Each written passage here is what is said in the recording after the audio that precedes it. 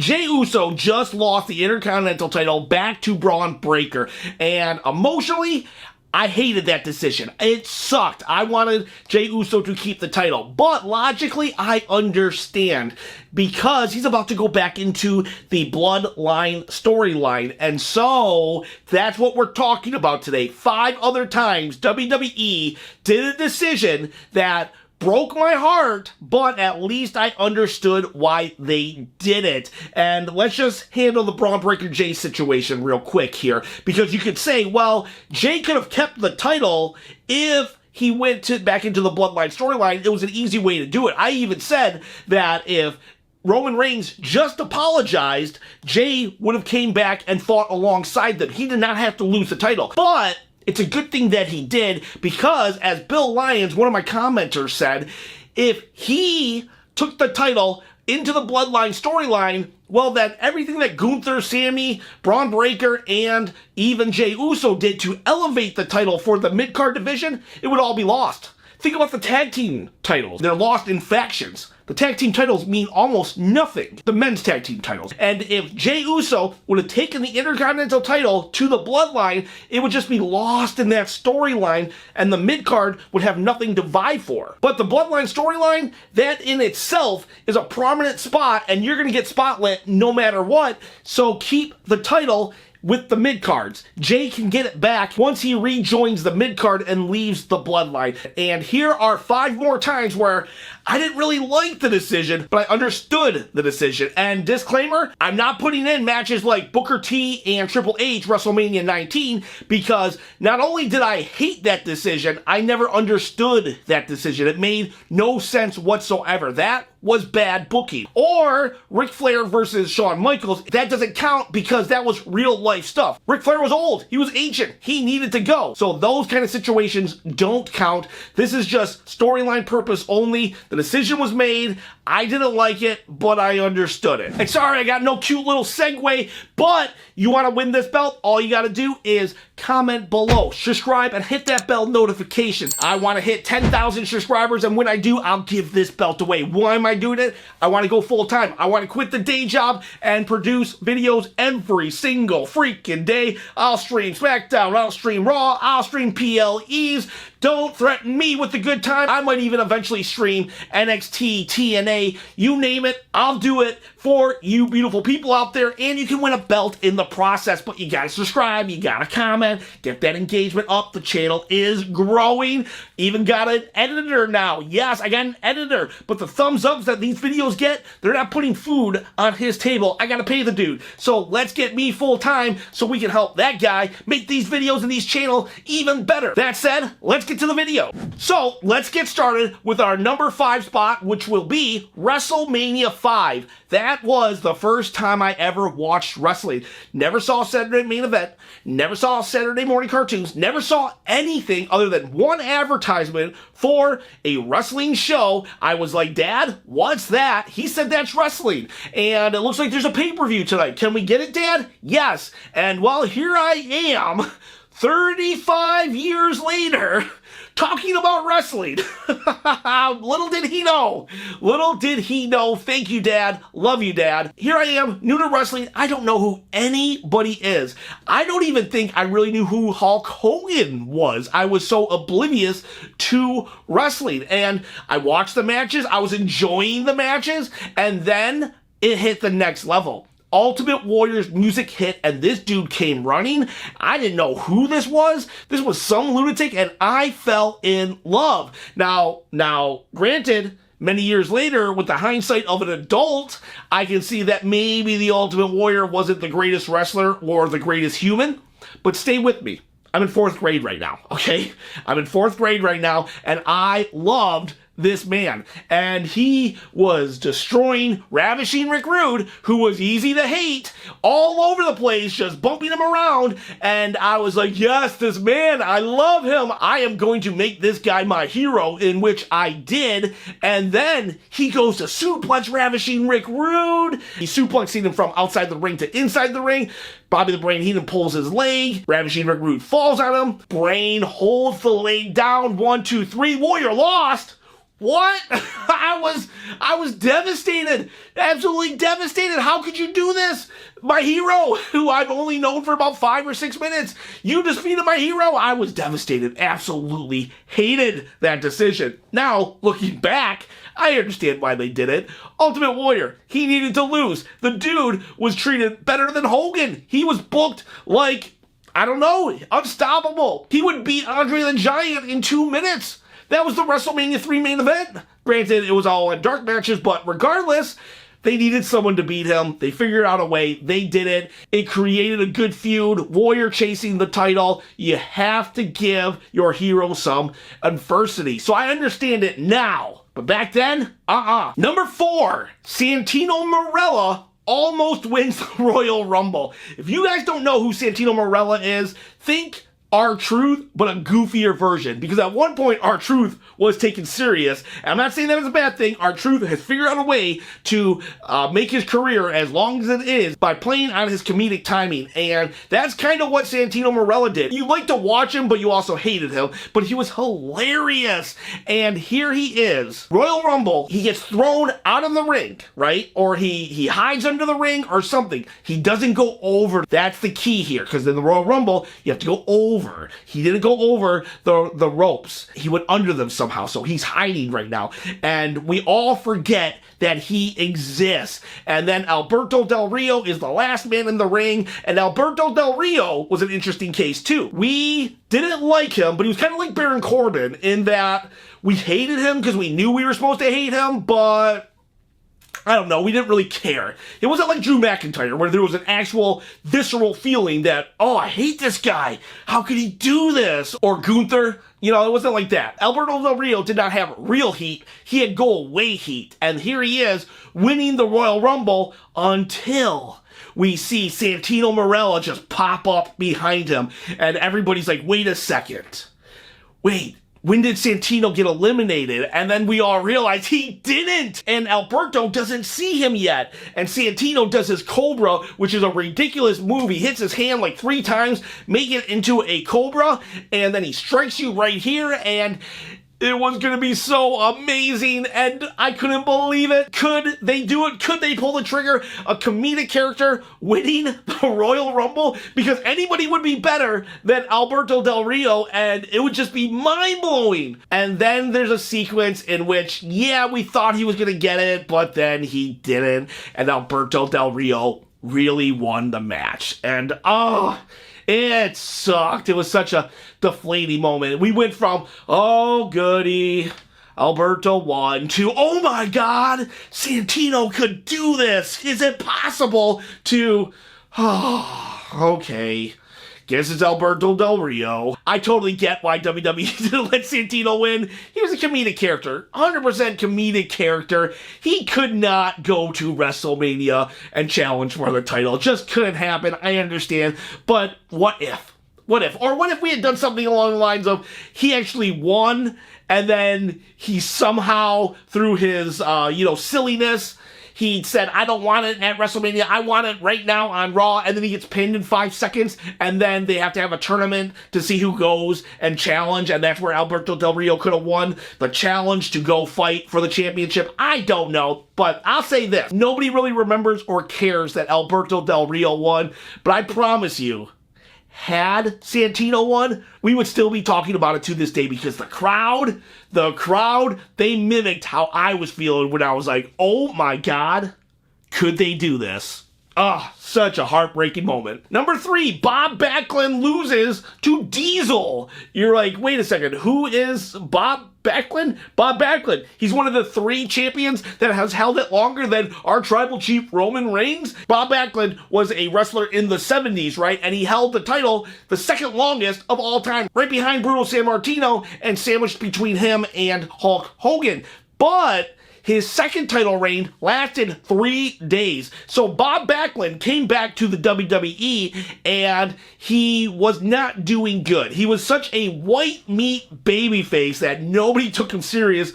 This was right before the Attitude Era was about to kick off, so everybody was already turning on these goody two-shoes, right? Austin wasn't here yet, so we weren't fully there, but it was starting. we were kind of tired of it. So suddenly this guy who in the 70s was everybody's hero, nobody cared about him. Nobody liked him. And then one day he just snapped.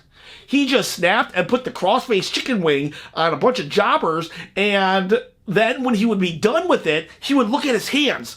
And he would just be like, oh my God, it was like he was a serial killer. And he didn't want to be a serial killer, but he couldn't help himself because he would snap on everybody and be like, oh my God, what have I done? What have I become? I'm a monster. And he couldn't stop himself. And he just kept doing it. He wanted to be a good guy, but he couldn't because the fans wouldn't accept him. And so he would just go ballistic. He went ballistic on Bret the Hitman Hart and completely destroyed him. And I was like, wait a second. This is awesome. I loved this crazy old man. Well, he wasn't really old. He was like in his 40s. He was the age of AJ Styles now, but back then it seemed like kind of really old because times have changed. But yeah, I was like, who is this guy? This is awesome. This is amazing. And he just destroyed Bret Hart. And they had a match at the Survivor Series. It was Survivor Series 94.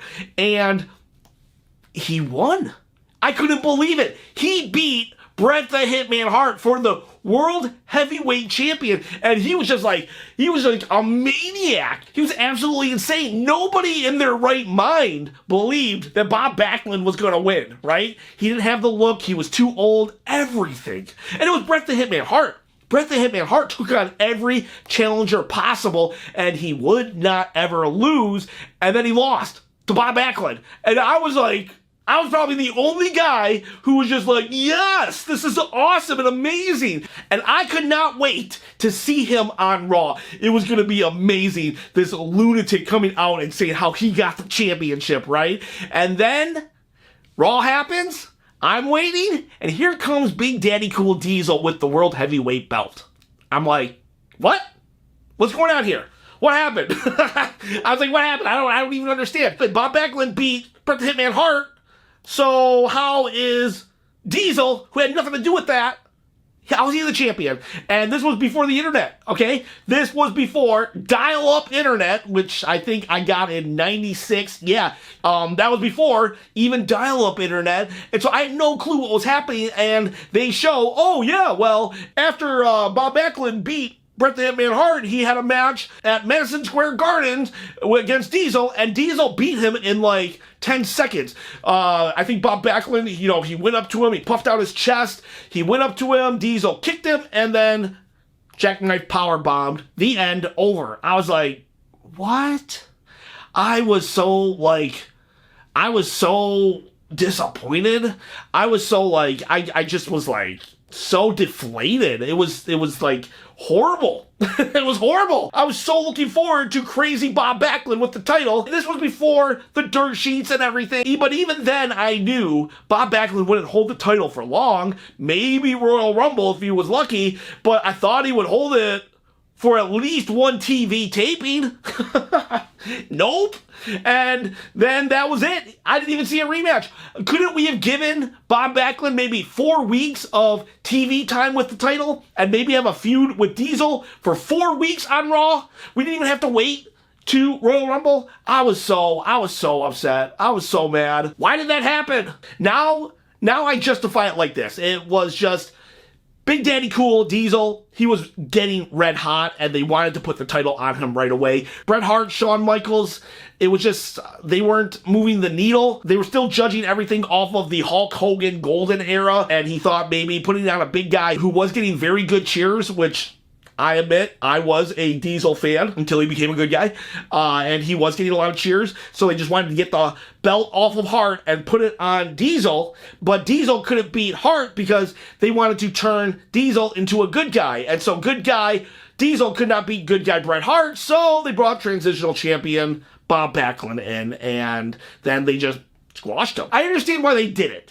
It was a transitional champion to get the title from one good guy to another good guy to see if that guy could do better business than the other guy. But what I don't understand is how they went about it. And yeah, I did not like it, but I understand why it happened. And here's a bonus one, so we have something that's a little more modern for people who just became wrestling fans. WrestleMania 39, Cody doesn't finish his story. Yeah, this one was crazy. I could not believe it. It really felt like this was it. Roman was going to lose so Cody could finish the story. It was a great story. It was a great way to have someone topple Roman Reigns, and then he doesn't.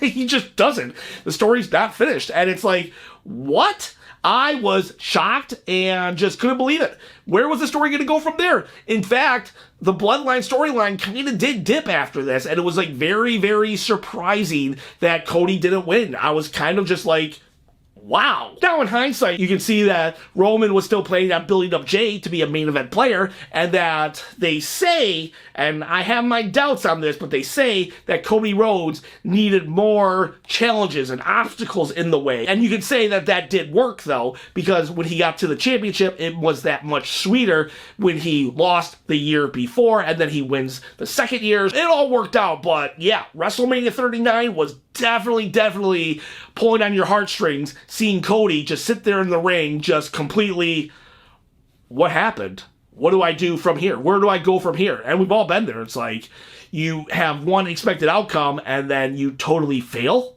That hurts. That definitely hurts. So that was your bonus one. Number 2, WrestleMania 2000.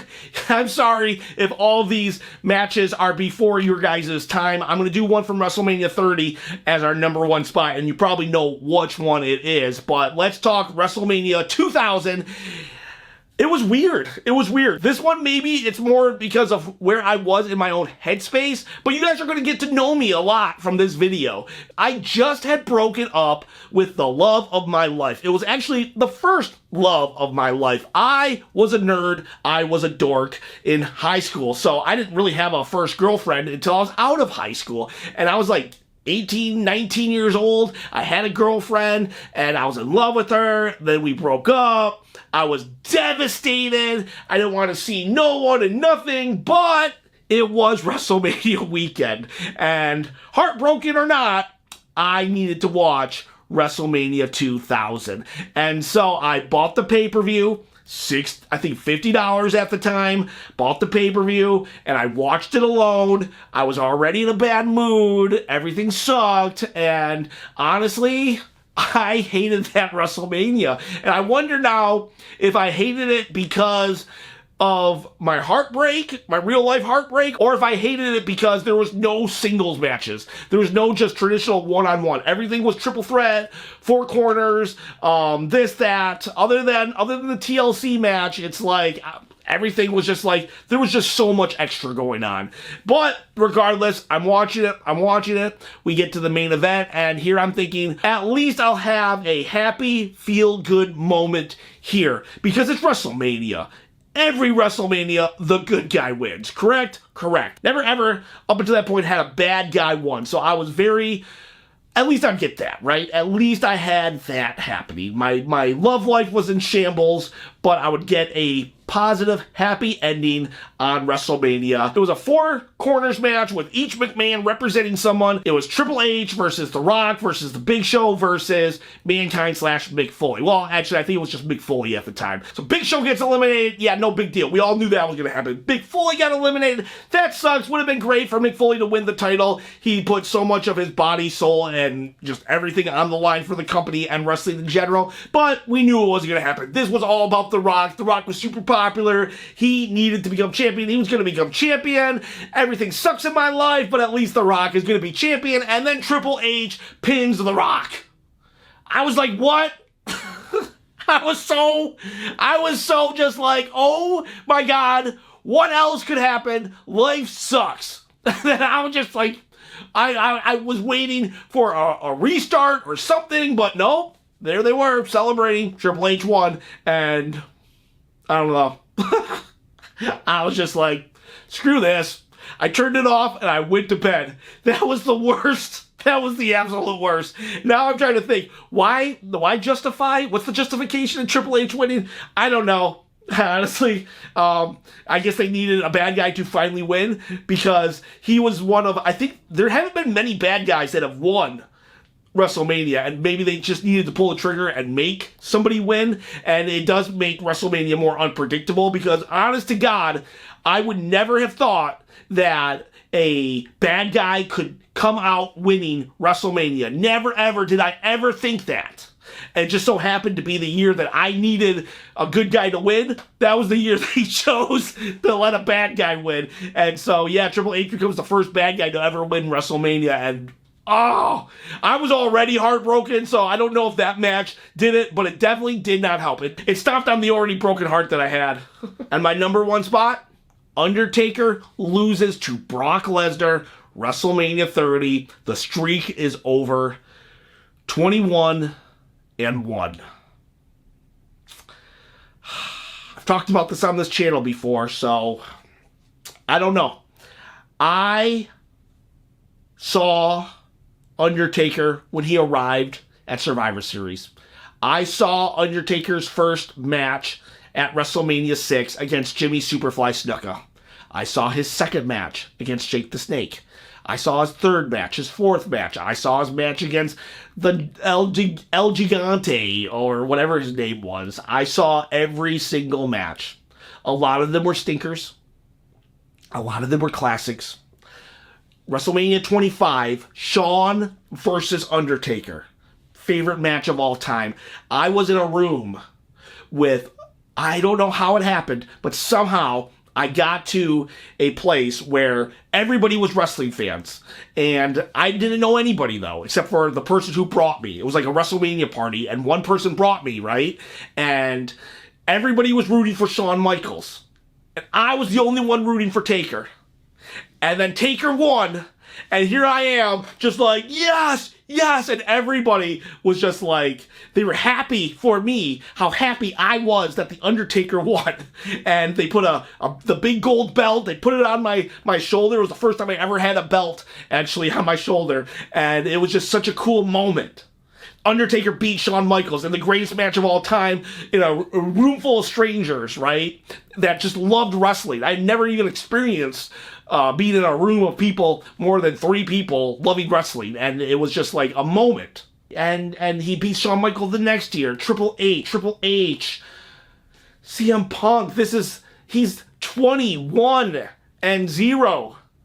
He's gonna retire in a year or two. Just let the dude finish his career with a streak that's more important than any world championship, with something that can never ever be repeated again, because it happened by luck and then by design. And then during a WrestleMania that I thought was shaping up to be the best WrestleMania of all time, because it was excellent. It was fantastic. There was no WrestleMania like WrestleMania 30. And then 1, 2, 3.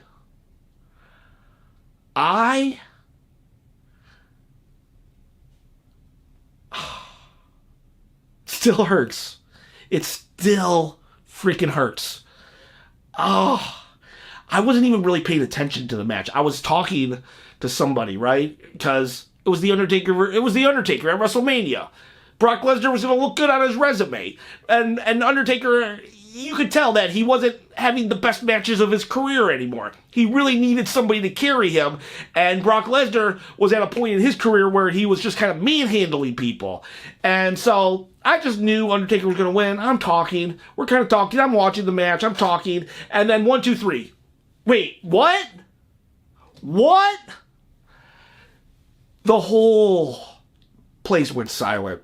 70, 80,000 people went silent. Probably everybody across America and the world went silent. I know I did at that point. I couldn't believe it. I literally had physical feelings of illness.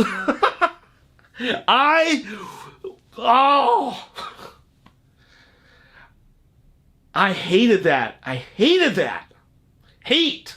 Hate in my heart to this day. I hated that outcome. And even talking about it right now.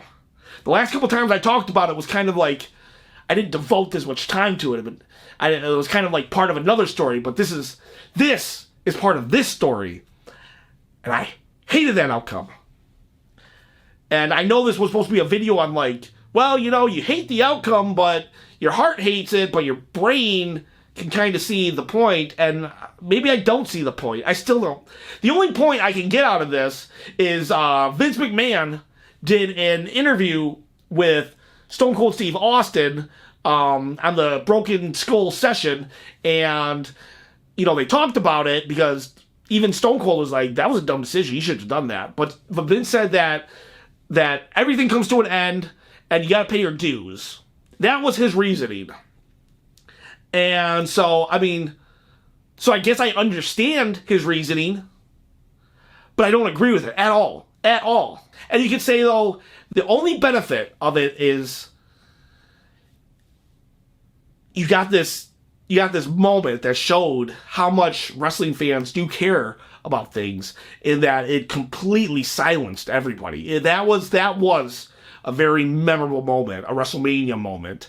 And it was, and it shows that you can never expect anything in WWE. Literally. Once the bad guys started winning at the main event at WrestleMania, the only thing I could rely on was Undertaker wouldn't lose. And they even took that away from me. So, like, as it stands, anything can happen. Anything can happen. That put me in a bad mood. Reliving that. That ruined WrestleMania 30 for me, too. That was the WrestleMania that we had the Yes movement, and the crowd got back into it, but not me. I was just like, I couldn't. I liked that Daniel Bryan won, but yeah, it was just like, oh. So there you go. I'm going to end on a downer because, like, I mean, that was such a downer. Oh my God, I hated it. I hated it. I'm not playing to the camera, guys. This is how I really felt. Go one day, if you ever see me on the streets, ask me about it, and I'll react the same way. Don't ask me about it. You'll ruin my day. My day's ruined now. Let's just end the video. Guys, girls, have a good day.